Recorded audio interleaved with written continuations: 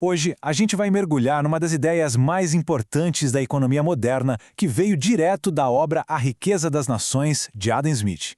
É um conceito que, à primeira vista, parece bem simples, mas que literalmente ajudou a construir o mundo como a gente conhece hoje. Vamos entender isso juntos.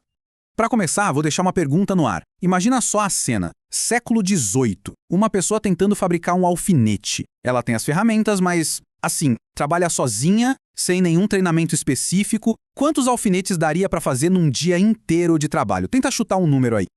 Então, a estimativa do próprio Adam Smith era surpreendentemente baixa. Ele calculou que um trabalhador sem treino, fazendo todas as etapas sozinho, conseguiria fazer, quem sabe, uns 20 alfinetes, ou, dependendo do dia, talvez nenhum. Guarda bem esse número. Agora, olha para este número, 48 mil. Essa era a produção de um dia numa pequena oficina com só 10 pessoas.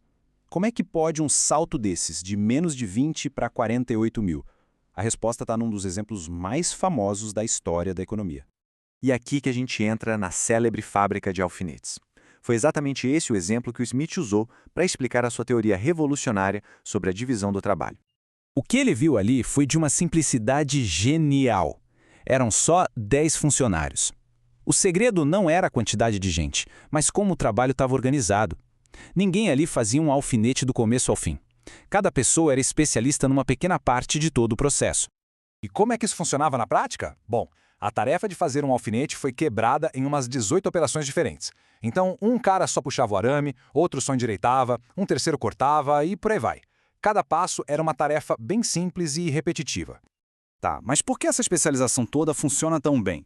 O Smith não só observou o que acontecia, ele foi atrás de explicar o porquê. Ele conseguiu identificar 3 motivos principais para esse aumento absurdo de produtividade. São estas as 3 chaves do mistério. Primeiro, o aumento da destreza, ou seja, da habilidade de cada trabalhador. Segundo, a economia de tempo que antes era perdido na troca de uma tarefa para outra. E terceiro, a invenção de máquinas para facilitar o trabalho. Vamos dar uma olhada em cada um desses pontos. Vamos focar primeiro nas 2 primeiras razões, que têm tudo a ver com o fator humano, né? A habilidade das pessoas e o jeito como o tempo é usado. O que exatamente Smith queria dizer com destreza? É bem simples, na verdade. A prática leva à perfeição. Quando uma pessoa foca toda a sua atenção num único objetivo, ela não só fica mais rápida, como também começa a descobrir jeitos mais fáceis e eficientes de fazer aquela mesma coisinha. Essa comparação aqui deixa tudo bem claro. O trabalhador que faz de tudo um pouco, o generalista, acaba perdendo tempo e foco mental só por ter que mudar de uma atividade para outra. Já o especialista, ele elimina essa perda de tempo. A concentração dele é total, o que permite que a sua habilidade melhore de um jeito exponencial. Pois é, esse ponto é crucial. Essa economia de tempo que pode parecer uma besteirinha a cada troca de tarefa, quando somado ao longo de um dia, de uma semana, de um ano, se torna algo gigantesco. É uma das fontes mais importantes de ganho de eficiência que existem. E agora, vamos para o terceiro pilar da teoria de Smith, a relação surpreendente entre um trabalho focado e o avanço da tecnologia. E olha só, essa citação direta do Smith é simplesmente genial. Ele percebeu que as grandes inovações não vinham só de inventores famosos. Muitas vezes eram os próprios trabalhadores que, de tanto repetir a mesma tarefa dia após dia, começavam a pensar em jeitos de automatizar ou simplificar aquilo. É um princípio psicológico muito poderoso, né? Quando a mente se dedica inteiramente a um único e simples problema, ela se torna incrivelmente criativa para achar soluções. A especialização não só aumenta a produção, ela também acaba gerando inovação. Ok, até aqui a gente entendeu o exemplo da fábrica de alfinetes. Mas como é que isso se conecta com o tema principal do livro do Smith, que é a riqueza das nações? Vamos ligar os pontos agora. Tudo começa por aqui.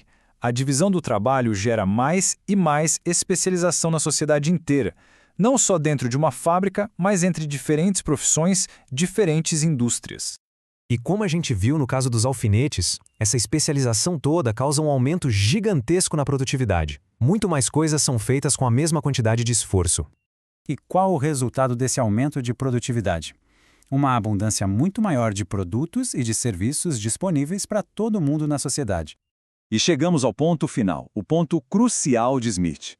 A verdadeira riqueza de uma nação não está no ouro ou na prata que ela tem guardado, mas sim na quantidade de bens e serviços que a população pode consumir. A divisão do trabalho é o grande motor que gera essa riqueza toda. E para a gente fechar, fica uma reflexão. Pensa em tudo ao nosso redor, da camiseta que a gente veste ao celular que está na nossa mão. Tudo isso é produto de uma divisão de trabalho global e super complexa. Será que o nosso mundo seria possível sem essa ideia, que foi pensada há mais de 200 anos atrás, a partir de uma simples fábrica de alfinetes? Fica aí a pergunta.